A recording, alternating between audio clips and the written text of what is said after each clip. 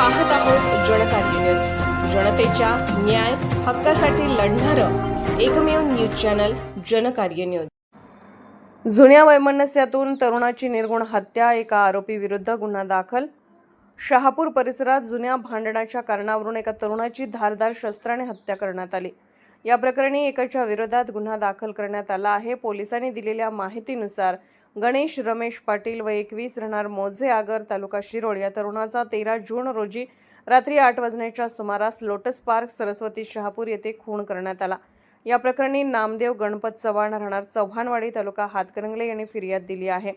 फिर्यादीचे भाऊ व आरोपी अभिषेक सुभाष मस्के राहणार मोजे आगर तालुका शिरोळ हे एकमेकांचे जुने मित्र असून त्यांच्यात 2 वर्षापूर्वी भांडण होऊन घरातील वस्तूंचे नुकसान झाले होते।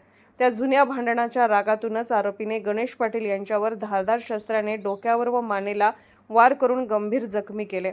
जखमी अवस्थेत त्याचा मृत्यू झाला। या प्रकरणी शहापूर पोलीस ठाण्यात कलम 302 अन्वये खुनाचा गुन्हा दाखल करण्यात आला असून पुढील तपास पोलीस निरीक्षक सूर्यवंशी करत आहेत। जनकार्य न्यूजला लाईक करा, शेअर करा आणि सबस्क्राईब करा।